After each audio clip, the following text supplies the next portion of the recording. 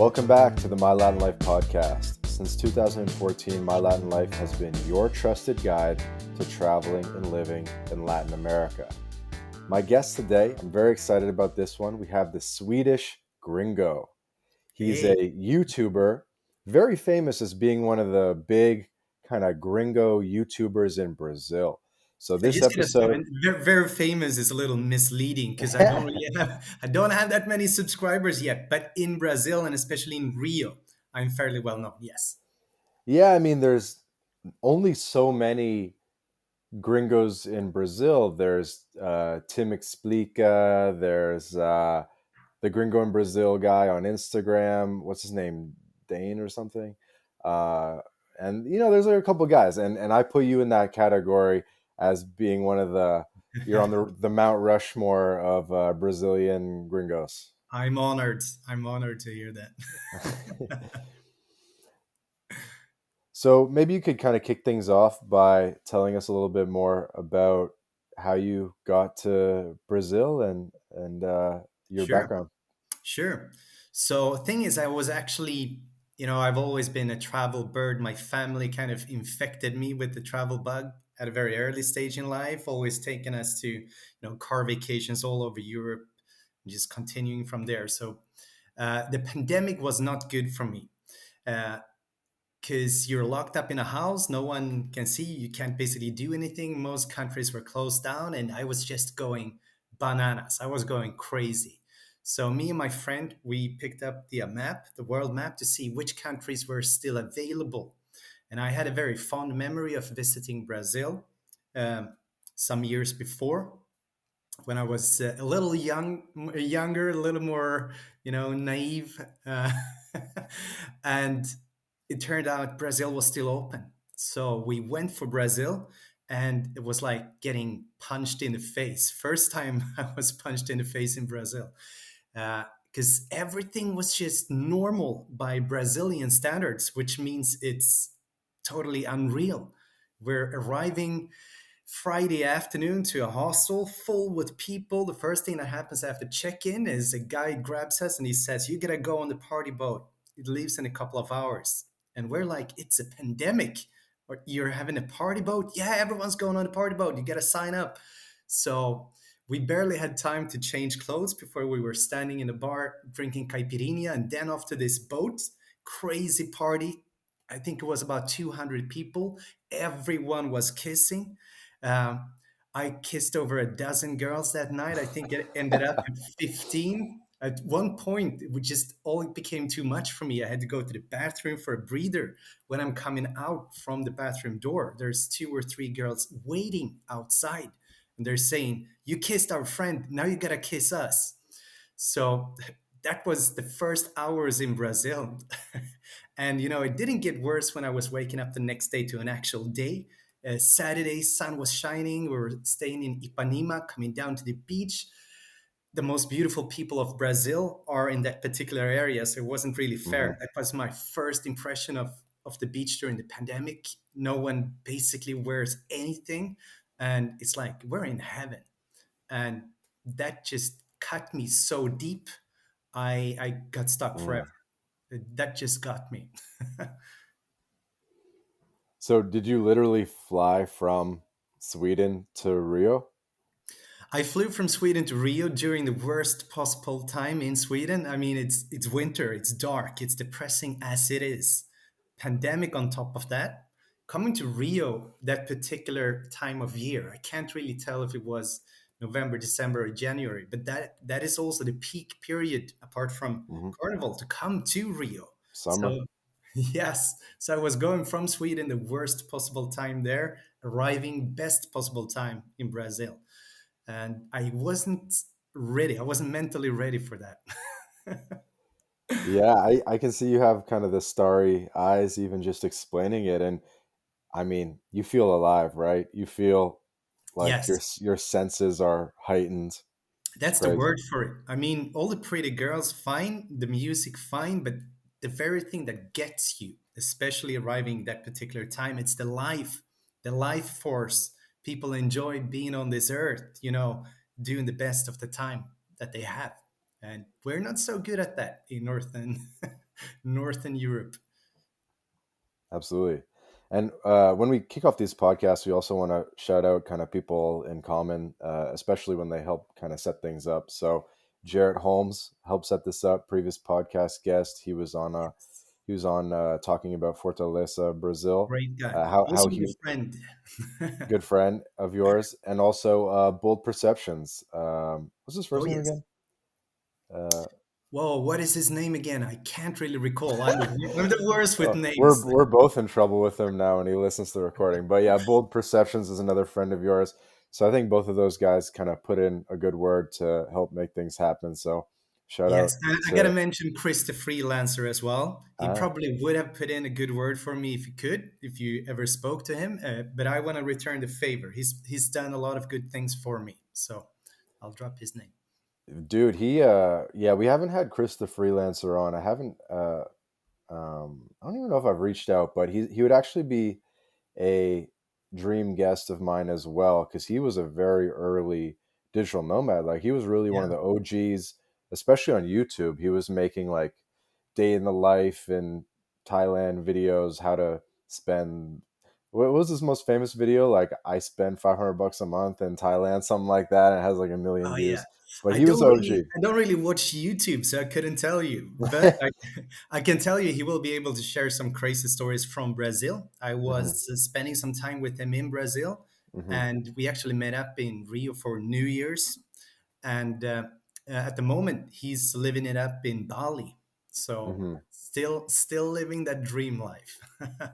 Yeah, he's a legend. He's gone to pretty much every digital nomad hub, right? Like he's gone to all the ones in Asia, I think. He's done a bunch of Europe, Mexico, and Yeah. so forth. He So, just couldn't shut up about, co-op space, nomad life. And I was like, that's not how I live in Brazil. I don't even consider myself a digital nomad. I'm just a dude stuck in that country making videos trying to survive.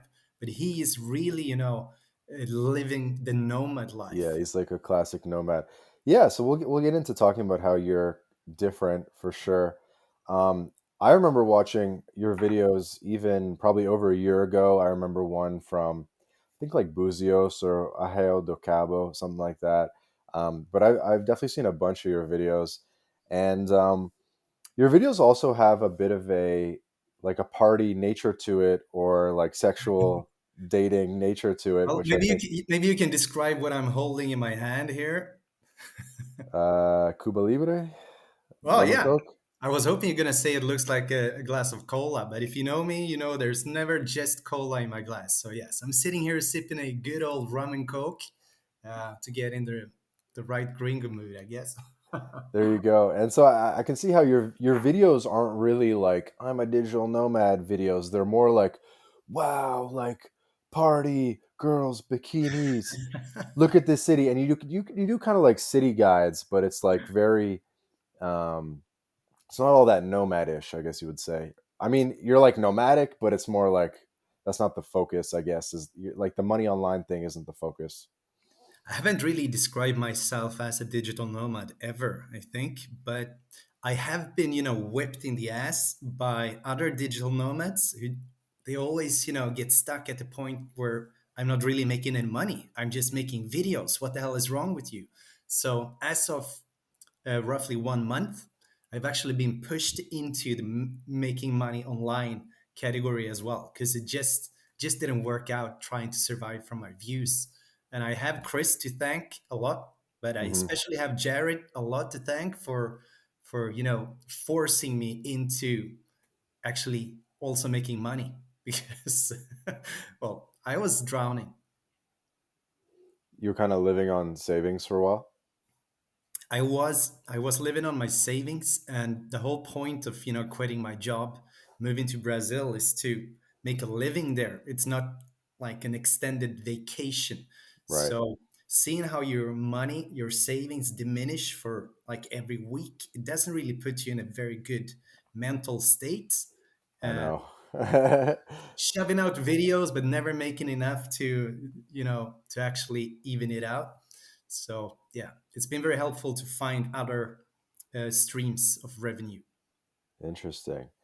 Um, let's switch things up a bit. I definitely want to dive into some stories.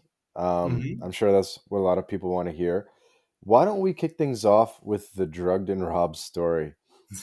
And because people mostly think of this as a Colombia phenomenon, and even me too. When I saw your video come up, it's like they took everything, drugged and robbed Brazil. I was like, what in Brazil? How does that even happen?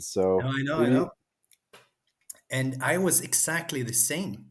I'd been having so many conversations with other travelers how weird it was that all these things are happening in Colombia, but it never really reaches Brazil.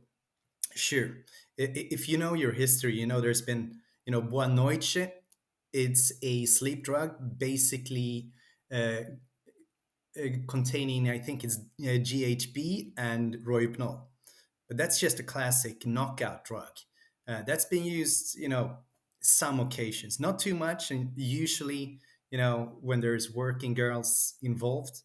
But we were sitting discussing the fact that the scopolamine druggings are going wild in Colombia, or other types of druggings, but in Brazil, that wasn't really a big problem.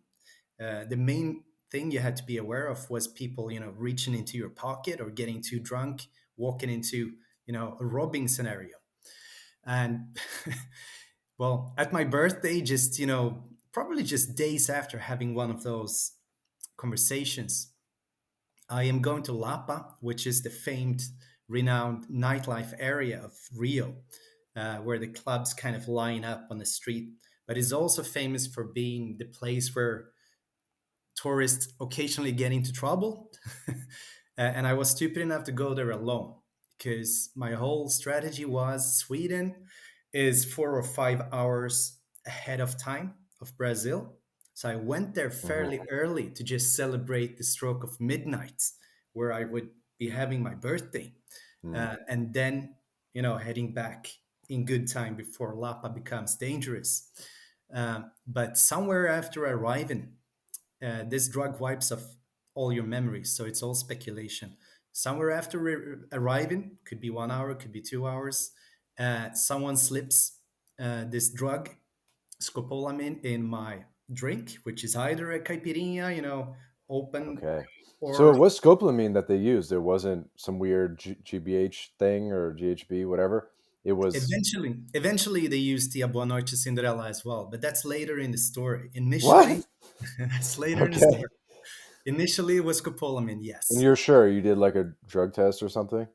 Yeah, I was at the police station. I don't have any memories of it, but I do have the paperwork. So I was actually dragged there by my Airbnb host, who found me to the police station to make statements. Holy shit. I mean, imagine which state I was in making that statement. But yes, it showed up to be scopolamine, GHB, and Rohypnol. So the conclusion is that first it was a Holy scopolamine to make me, you easy to compliant. deal with, Yeah, yeah. compliant.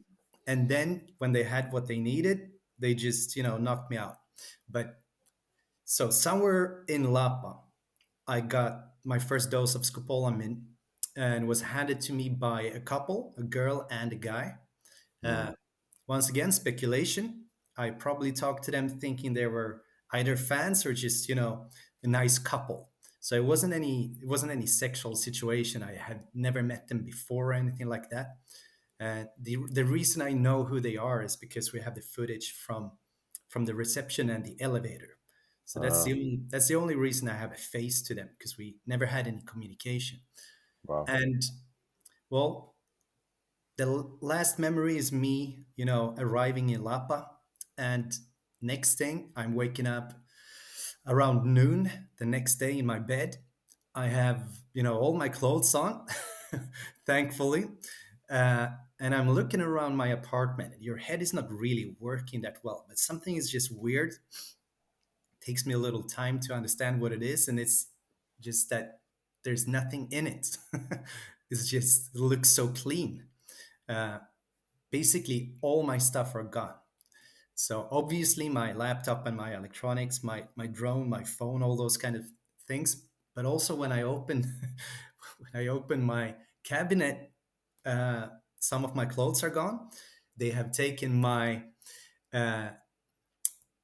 flip flops. They have taken my what the hell, the beach blankets. They've taken my Forks and knives from the drawers. they've taken my hair trimmer, my beard trimmer. It's like Damn. it's just the whole apartment is just a God vacuum damn. of stuff. And worst of all, uh, I can't find my keys. I'm trying to walk out, and realize the door is locked from the outside. So I'm locked inside my apartment without any way to communicate with the outside world at all. Nah. Still, in a drugged up state. So I start, banging on that door. I think I forced it open, and somewhere in all this commotion, the neighbors alarm the owner or the Uh-huh. portero down at the reception, and eventually the Airbnb host comes to me and he asks like, "What the fuck are you doing?" And well, I recall what I know so far. It's like I woke up and everything is gone. I've been robbed, and he just took it from there. Well, thank God you're okay. Well, yeah, it wasn't really okay for some time there. I guess you've heard scopolamine stories. I couldn't cross the street from outside of the house because I didn't understand the traffic in lack of better words. You just can't your brain can't perceive velocity, distance. I didn't walk very well, and it took me nearly a week to actually develop real memories and recall what happened the day before. So it was like 1 week of very high levels of stress, and not the least because they were still trying to enter all my accounts, taking over everything. Oh yeah, fuck. Yeah. Pretty stressful week, yes. And not the best birthday. Yeah, so many potential questions. Do you have any theory on like how they obtain this scopolamine? Because I guess it's from the Amazon region, right, or the Amazonic kind of part of Colombia. But it makes me think like I know I've heard of it being in Ecuador as well, and I've heard of like Colombians bringing it to Mexico in order to execute these crimes, but that's a long way to go, or that that necessarily means they kind of import it on a plane.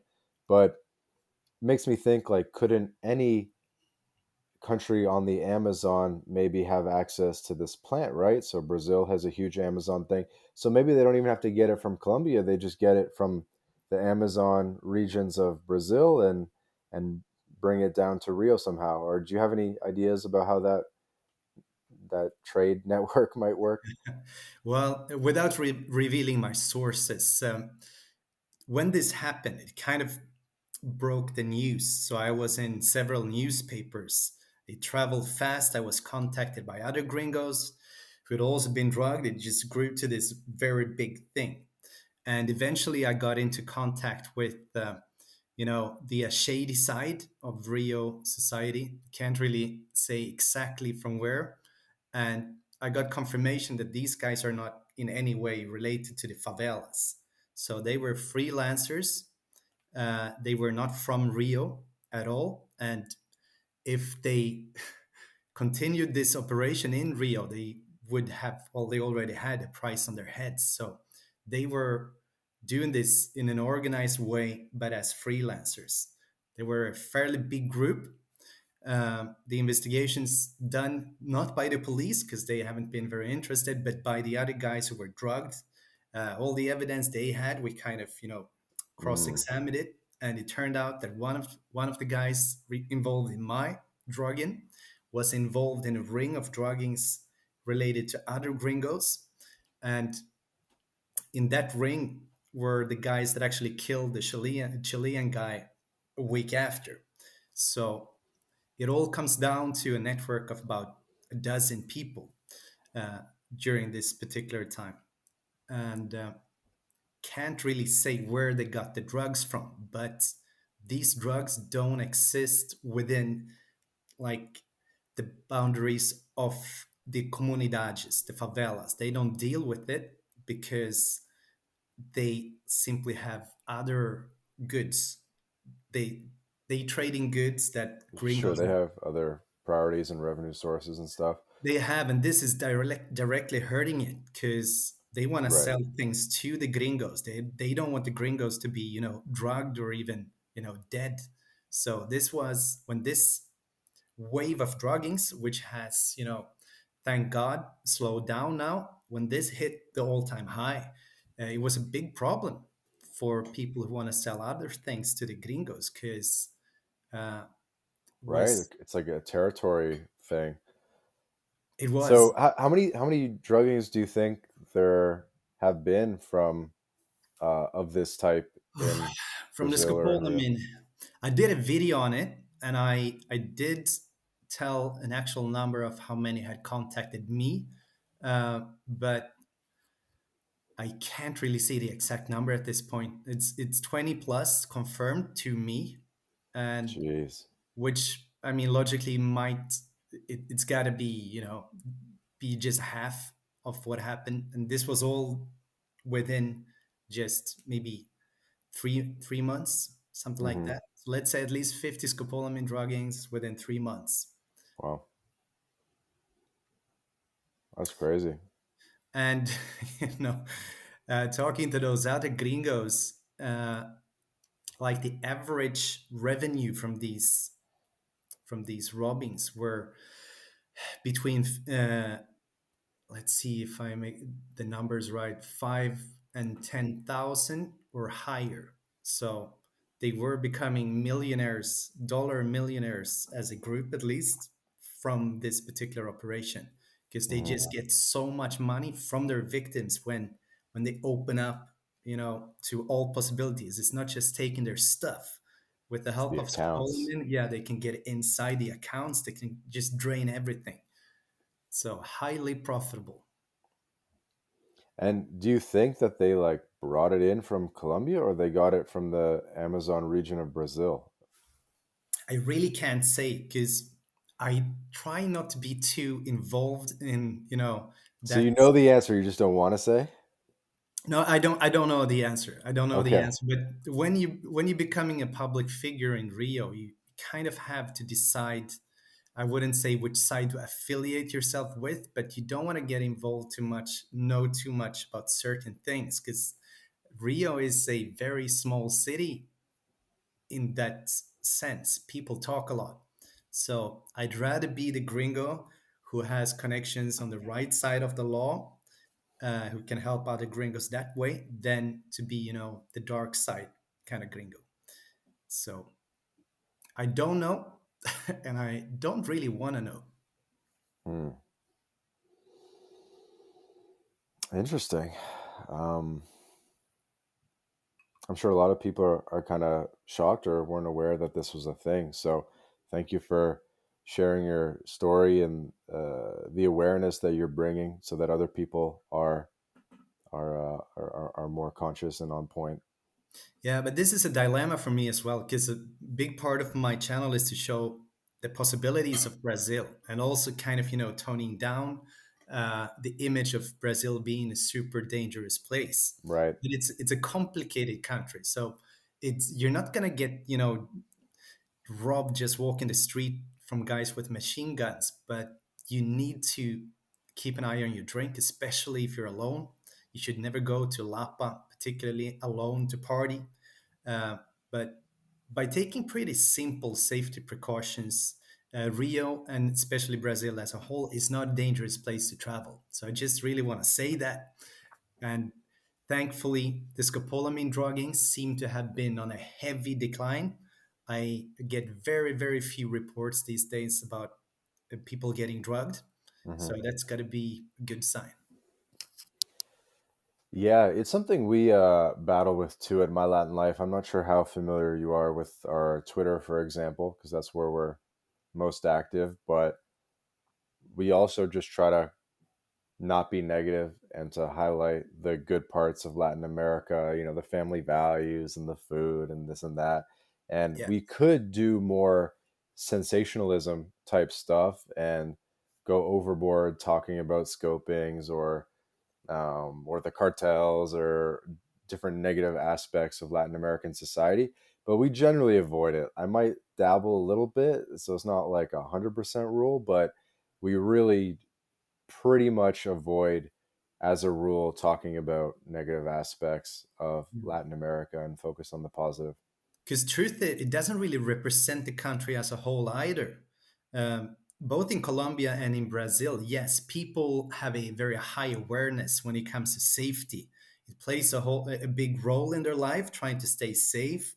But that's not what everyday life is about in Brazil. Everyday life is about, well, not only the things that I display, because obviously people go to work and they have, family life and do boring things, but these sensationalist things, they may be part of what's happening in a country, but it's not the everyday kind of thing that happens. The cartels, the Right. the illegal groups. I mean, they're like they're a ghost hiding beneath your bed. They're not part of your actual daily life. Like, because people think that people are just getting robbed in the street in Rio or in Brazil, like nonstop. But when you go there and you see there's hundreds of people in the street all time of day, old ladies, uh, single women, families, dudes, Yeah, kids, whatever. But there's just so much life in the streets and everyone's talking. And so people are just getting robbed left and right. There wouldn't be people in the streets like there is. Like there's so much life. So it does happen. You do have to take precautions. But I had like this one kind of theory, which is that um, so people in, say, Sweden or the US and Canada, we just don't spend that much time outside, right? yeah, And but Brazilians are really outside the majority of the day. Like, as a lot of them don't even have computers. They might have a high end phone. They might have an iPhone 13 or something, but they don't even have a computer. So they're that's true. not. Yeah, there's a huge a huge problem with finding a good laptop. When I was robbed and out of uh, uh, tech gear, and I Mhm. desperately needed to edit some stuff or just use a computer. I had to go far to find a friend who had a decent enough computer for like the very basic things. So this is Yeah. true. And so basically, like, if you did sort of a calculation, which is like danger per hour outside, it becomes a lot less dangerous, Brazil, because Yes, Americans are sort of like dangerous things happen, but they're not even like, and they're barely even outside. But Brazilians are outside like 8-10 hours a day. It's a bit yeah. of oversimplification, but I you know, never really thought of it like that, but yeah, that's really on point. It really is. We should be looking through that lens, talking about safety much more. yeah. So let's maybe switch gears a bit. I know you have one more story about getting robbed, but I don't want to. I kind of don't want to do like back to back negative stories. How about let's talk about just like differences between life in Sweden and Brazil? Obviously, you've had a lot of epiphanies. People live very different. You prefer Brazil for a reason, or at least have chosen to spend a lot of time there, and that's probably because of the weather and the food and all these things. What have been some of your biggest epiphanies about lifestyle? Well, we were touching it at the very start there. It's as a Swede, particularly in the in North Europe, we're not very good at carping those DMs, appreciating the day, actually making the best of it, and we also lack the social skills. So I was utilizing Brazil a lot to develop myself and learn to be a happier person, just enjoy life much more, and that's really what Brazil brings me. It's the thing I value the most. You could even have an equally uneventful day in Brazil and Sweden, and it will still be worth more in Brazil.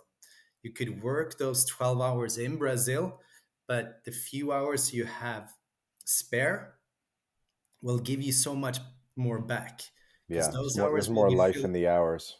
Yeah, those will be filled with social interaction, and as you said, the weather. It's a huge part for me coming from this shitty country where Average temperature is like 9 degrees Celsius.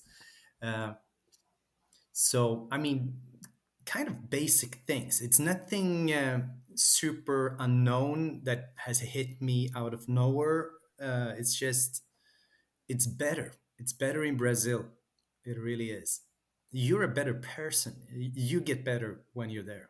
Hey guys, quick break from the podcast to tell you about job stacking. If you're a remote or hybrid worker looking to maximize your earning potential, then Rolf Haltza, author of Job Stacking, guarantees you'll be able to double your income by implementing his paycheck multiplication layering method. This is the exact system Rolf has used to take his own income and those of many others beyond 20K a month. With this method, Rolf contractually guarantees that you'll be able to double your income in 45 days. So, if you're interested in unleashing your earning potential and doubling your income, then click the link in the description and book a call with Rolf right now. Hey guys, quick break from the episode to tell you about BitRefill. BitRefill allows you to shop online and in person without banks, converting your crypto directly into merchant balance. We're talking gift cards to Nike, Amazon, Apple, Airbnb, Hotels.com, and many more, all paid for with crypto. BitRefill offers more than 10,000 gift card options in 180 countries all across Latin America, including Brazil, Colombia, Mexico, Argentina, El Salvador, and many more. You can also apply the code MyLatinLife at checkout to get 10% back on your first purchase. Go to bitrefill.com for more information. Hmm. So you're like smiling more, feeling more alive. Your skin's a little tan. Probably your um, what's it called? Your fitness, and you're working out a little bit more in Brazil. I'm just guessing. You know. Well, to be honest, that is maybe the paradox here. I'm working out less, always working out less in Brazil because I tend to run out of time in Brazil. My workload will be the same whether I'm in Sweden or Brazil, but it just happens more things there. So you don't get these pockets of Mm. extra time to exercise as much. And yeah, to be fair, my drinking habits are a little bit different in Brazil as well. I never actually signed up for a gym in Brazil. Well, I've done SmartFit a bit, but the outdoor gyms in Rio are so cool, and they have there's the famous what's called the Flintstones gym at Yes. Amador, but even like every half a kilometer on the beach, like at every kind of station there, they have a little outdoor gym setup thing with like a dip bar and a pull up bar and so forth. And so I always felt that I was able to get even like a 15-minute workout in by the beach. Yes, I mean, if you're not going to be living in Brazil for years and years, you coming there reasonably fit, these workout stations will be excellent to just maintaining what you have. There's also very good running tracks all along Copacabana Beach. Just Copa is 5 kilometers, and it continues along the shore down to Ipanema Beach, which is another 3-4 kilometers. So that's an excellent running track. So there's no real problem staying reasonably fit in Brazil without putting too much work into it. I mean, gyms are all over the place, but if you don't want to go inside when you're in such a beautiful country with such beautiful weather, it's easy to just have these 20, 30 minutes workout sessions pretty much wherever you are near the beach. Hmm.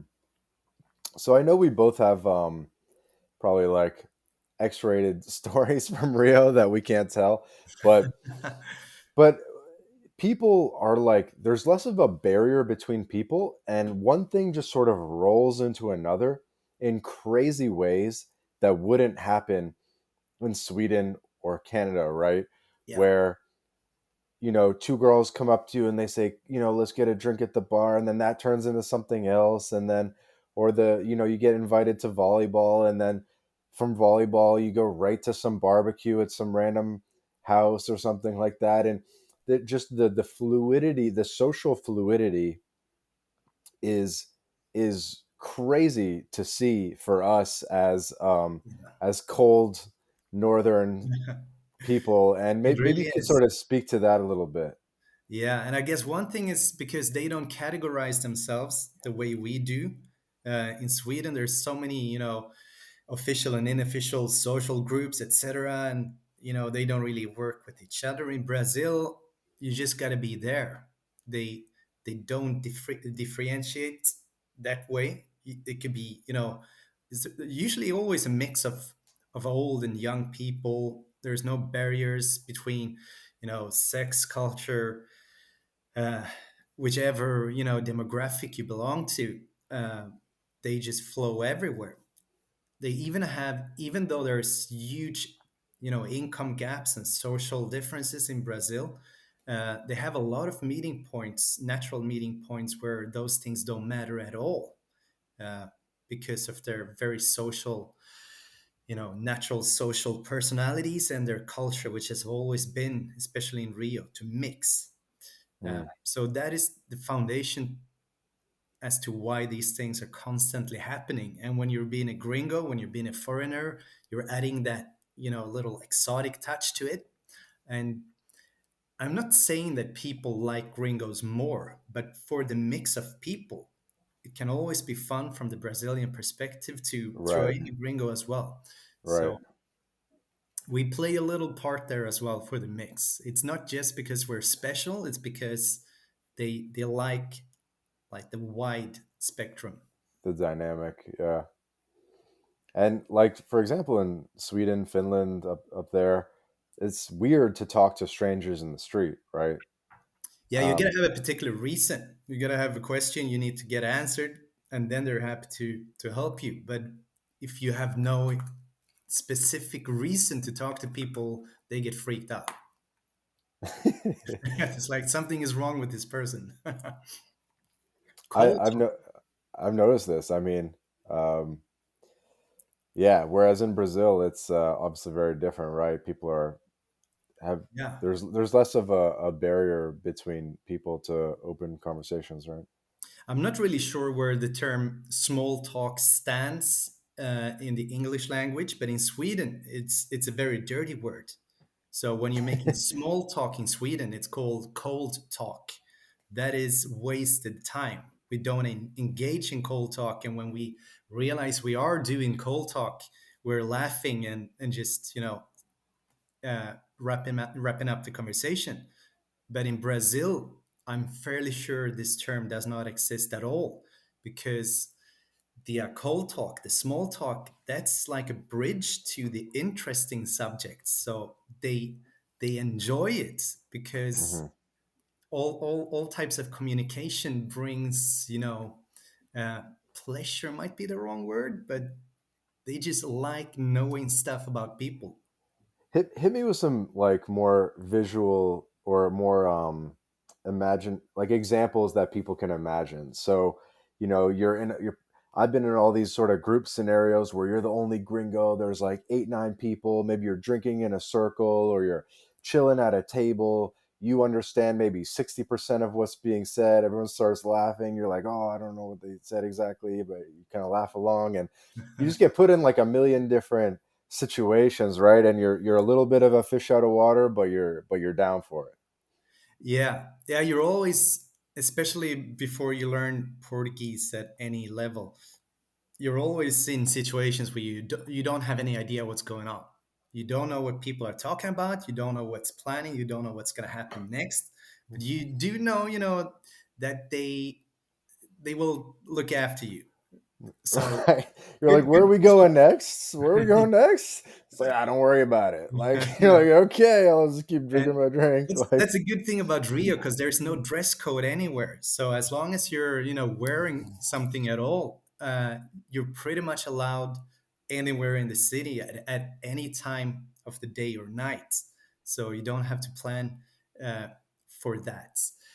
So, I mean, you could end up anywhere, depending on who you're talking to. You could start the day at the beach, mhm. have a drink, and next time you're tagged up with someone who's going to give you a tour in the favela, and it's like, is this safe? No, we're probably having guns pointed at us at this moment, but it's okay. Just don't do anything drastic. It's like, those kinds of situations can happen, yes. Hit me with the story or two, right? It's like you think you're leaving the house for just an hour and you're out all night or something, you know? Yes, so this was actually a guy. He had kind of become carioca. He had been living in Brazil, Rio, for an extended time. So he had, kind of thrown away his previous identity. But he was originally from UK, was British, and we met him at the beach. We had some drinks, and we went up to the favela. And he pulls out. We were sitting at a table drinking. He just pulls out a huge army knife, like the actual battle knife. And he tells us this knife has been with him in Afghanistan as he was serving, and that knife has also been inside of another person who tried to rob him. Uh, and as that happens, police comes by, well, somewhere in the turbulence, and they just run up and they take this guy and they throw him into the car and just drives away. So that's another part of of Rio. uh, Sometimes things just work the way that is most efficient. So the most efficient way the police could work at this situation was just throw this guy into the car and probably dispose of him somewhere or drop him at the hospital, instead of uh, trying to sort out the whole situation. That can happen in Rio. Other things that can, I mean, it can be good knowing some of your company, especially if you're only guys drinking beer as the night turns later. They tend to get, intentions that are more of the sexual kind. Or Brazilians, especially cariocas, they like, you know, trying to hook up with girls, meet girls, talk to girls, and there's usually like a stare for that. So you can go to the obvious places. You can start at Leblon, which is the Hmm. upper end place where the beautiful people gather on the streets. If you kind of bail there, you go to the next place. And in this particular scenario, these guys were taking me to a place called Villa Mimosa. I'd never heard of it. For me, that's either a kind of fruit salad or a drink. But it turns out Villa Mimosa is it's like a mini village only, you know, consisting of prostitutes and the people making money from it. Uh, it was created somewhere where a big structure, I think, was a railway to Rio when it was constructed. Those workers needed some leisure, so they built what was more kind of a camp, and that developed over the years. When the Olympics came, it was expanded even more, and now it exists as the one place you should really stay away from in Rio, because it is just, as I described it, just like a small village I'm only. Googling. This is like on the way to Petropolis, or is that something? Yeah, it's pretty far out from the city. It's no place you stumble upon. It will take you about 25 minutes with a taxi at night when there's no traffic. Okay, keep going. But it's a scary place. It's really scary because it kind of conflicts with the laws of prostitution in Brazil. It's legal for a girl to sell herself, but pimping is technically illegal. And where does this village of prostitution stand in that mud? And the reason it exists is because it's under the protection of the police, or even the federal police, Hmm. which means by translation it's basically run by police. So you're coming to a place where there is only prostitutes, uh, and if you bring up your phone, even to take a phone call or anything like that, you can be in serious trouble. Uh, and I'm not even speaking about the fact that, to and from Mimosa, you will be putting yourself at a big risk. Ubers will simply not come and pick you up there. So you will have to take a yellow cab, and yellow cabs are sometimes not the best to take in Rio because you never know who's actually sitting behind that wheel. And Hmm. especially not if you're taking one of those cabs home from, the dodgiest place of the whole city. So arriving at this scene, it reminded me of, like a horror game, Resident Evil, or rather uh, Silent Hill. It was just something was just so wrong. The atmosphere was just so weird. Obviously, everything is really run down, but it's just you can just feel the dirtiness, the desperation, and yeah. And these guys, they want to go and have a beer. So I can't really, leave this place without them for safety reasons. So we're sitting down there having a beer outside what looks like an abandoned mall. It's like you walk inside there, and it turns out inside there is like a shopping galleria of only prostitution bars and freelancer girls. Some of them looking very young, but they just want to have a few beers there before going into the shopping galleria. And that was not an easy hour to kill at that particular place. That's what I, when they sort of speak, headed in to get their business done. Uh, yeah, you feel kind of exposed as a gringo guy. Hmm. Can Uh, imagine. Yeah.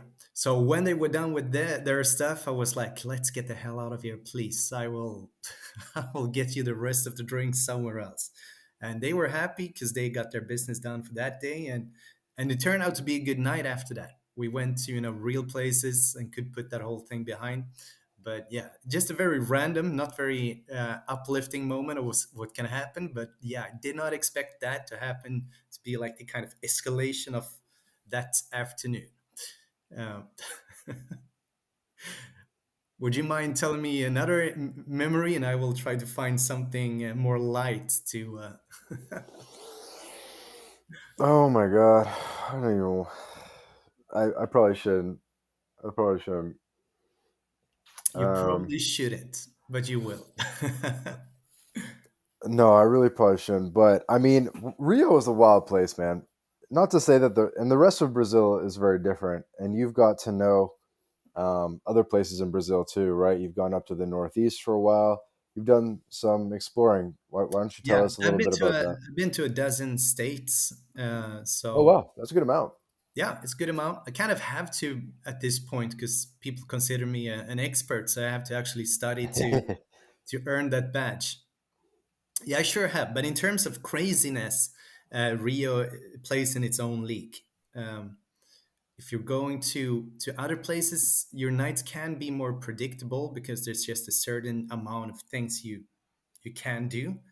Hmm. I mean, even if you go to Fortaleza, which is the fourth or fifth largest city in Brazil, there will only be like these things are open on this day, particularly weekdays, very limited things to do. In Rio, everything is happening all the time. And people are just a little more crazy because they're either crazy cariocas or they become to Rio to do crazy things. Uh, Hmm. that's why I need to get out of Rio occasionally to to just have Reset. a predictable time. Yeah. Well, another more happy memory then. Day starting as usual at the beach when I get contacted by a friend of mine. She's a lawyer, and she says, "My friend and I will live in a really cool apartment. You want to come and check it out?" And obviously, I want. So I go to Copacabana, and turns out they're living in this huge, I'm not really good at architecture and classification, but really nice old school apartments. And it turns Hmm. out that's where the whole, bossa nova crew, the old samba crew of Rio, all the famous artists, that's where they were having their parties and Mm. also doing other stuff, obviously. And that's where they're living. And from there, they're telling me, we're going to a friend's birthday party now uh, in Barra da Tijuca, which is 40 minutes outside of Copacabana, and that is the fanciest area of the whole of Rio. And they don't really tell me that much about their friend, but they tell him he's a police. uh, and that all seems fine. It's always good to come to a new place, and when we come there, as I enter this party, uh, it's a crazy party. There's a whole lot of stuff going on at that party, and it's 100% only policemen and lawyers. And then I'm coming in, with my camera in hand, filming, and I very soon realized that I will have to put that camera down and not bring it up for the rest of the evening, or I will possibly get into trouble. I can't really go into specific details, but that wasn't really what I was expecting from from a party. From a simple invitation to an apartment. Yes, yeah, that was one crazy party. Tell me about differences between a Swedish party and a Brazilian party in general. Well, in a Brazilian party, there's not really, necessity for introduction, especially not when people have had some drinks. You don't have to walk the whole staircase of who am I, how do I know this person, why am I belonging in this particular place. You're just friends from the very first moment you step into the party, and you can go to the interesting stuff like at Mhm. once. So I find myself very seldom actually talking about what I do for a living, or they want to know the fun stuff immediately. So if it's a group of guys, they want to know if I've been with any Brazilian girls. If it's a girl, they want to know if I've been with a Brazilian girl. It's like they like to gossip, they like to get personal very fast, and that's very refreshing. And one thing I've learned, not least from interviewing them, actually holding a camera to their face, they're so much more unfiltered. They're not ashamed of, talking about very private things. Because if you're young, if you're single, there's really nothing you can do if you're living that kind of life in Rio you can ever be ashamed of, because that is life. You can openly tell to the camera you just came from a threesome, uh, which is a very, very high percentage of the young people in Brazil, especially Rio and Sao Paulo. They have all been involved in all different kinds of sexual activity. uh, you'll get shocked if you actually ask, and you will always get an answer. It's They like to experiment with these kind of things. So at a party, very fast, you get to those kinds of details. You get to drinking, you get to dancing, and yeah, that is one of the main differences between Sweden and Brazil. Keep going. Well, obviously the dancing, right? So one big part of the Brazilian dance and music scene at the moment is funk. And it's not funk as we know it, like, related to hip hop and stuff like that. Well, it is, but it is much more like a reggaeton. It's a lot of ass shaking. Uh, and the lyrics, if especially if it's carioca, funky carioca, uh, it is only sex. The only lyrics in the songs are, about body parts, women doing things with different body parts. It's very juvenile like that, and it's supposed to be in a playful manner. But the dances typically mimic the lyrics as well. So it's if you go to a nightclub or a party where they're playing funky carioca, people will be, doing things. That might embarrass you just looking at. And you will be invited to that, and you will obviously not be able to do the moves, and they will laugh a little at you. The girls will grind their behinds a little, but it's all playful. Hmm. And at this point, you're mini expert. You're on your way to being a Brazil expert, and you're showing people through YouTube, and probably also you've probably had some buddies come down and who are a little more green than you, and you've got to show them around, which must be a fun experience. Yeah, but my most of my friends, they have kind of grown into the getting kids, getting married kind of thing. So it's not as many as I would have hoped. But yes, the guys coming down, uh, that I've been able to show Brazil for, they have not been disappointed. Because obviously, it doesn't hurt to be with someone who's been in Brazil for a long time and also have connections to to go places in Brazil. Um, We only have a certain amount of time left, like really just a couple minutes because I have another call. But I would love to expand on this theme just for a second, which is the idea that imagine you had just stayed in Sweden and that was kind of the only life you knew. And now you know this wild life of partying in the favelas and the bailes with the funk music and the ass shaking and everything in between. It's interesting. I don't know how to express this, but a lot of Swedish guys will just never experience anything like this in their life. yeah, I feel deeply sorry for them. I'm at a point where I can never really return to normal Swedish life again because it's just too empty. And obviously that poses some problems as well. At this point, I can't pick up a normal office job in Sweden. I just can't, because I refuse to go back to that way of living again, not Hmm. embracing life. So it's like a double-edged sword. I feel very sorry for them, but at the same time, they're living in the bliss of not knowing what they could have. So they are better at living in Brazil for sure. That's all I can say. Better off living in Brazil. Yes, but it's like heroin. It's like once you do it, you're addicted. You're instantly addicted. So it's also risky you're taking if you're staying for a prolonged time in Brazil.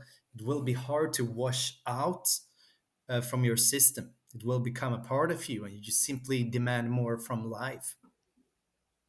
I guess there's nothing wrong with demanding more from life. Why do you say people would be better off? Better off with what? Would be why do you say that Swedish people would be better off in Brazil or outside of Sweden? Because you simply get more life, you get more social interaction, you get obviously a better climate, you enjoy yourself, you grow as a person, you get to know people, and I mean, obviously, you also get more romantic involvements. Things happen faster in Rio, and you just have more interesting life. That's really it. Hmm. And when you're back in Sweden, you feel like something's missing. When I get back to Sweden, I usually have a very long list of things I gotta do. Because, one effect of living in Brazil, especially Rio, is that you kind of get a little loose on things you need to get sorted in life. You get less organized. So it's good for me to come to Sweden occasionally to, well, one of them is to just do like a body checkout, check my health. Get new gear. Technical gear isn't possible to get in Brazil, really. Not if you want quality gear, and especially not to good prices. Uh, Hmm. like just sit down and think. Your brain seldom gets time to really think and organize. So if there's big decisions if you in your life you got to make, those are easier to make in a country as Sweden. So short periods of having a boring time can be good. And at the point where I'm done with it, I always start planning for my return to Brazil. For me, I can leave any day I want. So that's a luxury. I Hmm. don't stay in Sweden longer than I need to. Yeah, well, Mr. Swedish Gringo, we really appreciate your time today to tell us a little bit about this and express this in such glowing words, because this is really what my Latin life is all about, and it's very difficult to express. I wouldn't say we're all about the sexual stuff, at least. We try to keep it PG-13, but just in terms of like living a more fulfilling life and just feeling more alive. And when you're back in Western civilization, you feel like something's missing, but it's very hard to explain what that is because just saying social life doesn't really cover it or doesn't really express it. So hopefully, this podcast helped express some of these feelings for people. And I know a lot of the digital nomads and expats that listen to this agree with our sentiments. And I really appreciate your time today. I appreciated it too. It was very nice to be invited. It's a famous channel. Yeah, absolutely. And we'll try to get you involved in some other capacities in the future. We'll do some maybe like a Rio roundtable episode, get a bunch of guys on or Oh, yeah. something, and we'll find ways to collaborate in the future. So thanks again for your time. Take a moment to again shout out your YouTube channel and really any other message that you'd like to share. Thank you once again. Well, I'm the Swedish Gringo. My channel is all about traveling Brazil with like a heavy focus on Rio, the nightlife scene, and also a lot of stuff about Carnival. So if you plan to come to Carnival, go through my stuff. I will also be hosting an event for next year's Carnival. Oh, amazing! That'll be fun. Cool, man. All the links will be in the show notes as well, so people can check that out there. This has been another episode of the My Latin Life podcast. Thanks, everyone, for listening. Thank you again. This episode of the My Latin Life podcast is brought to you in part by Bit Refill.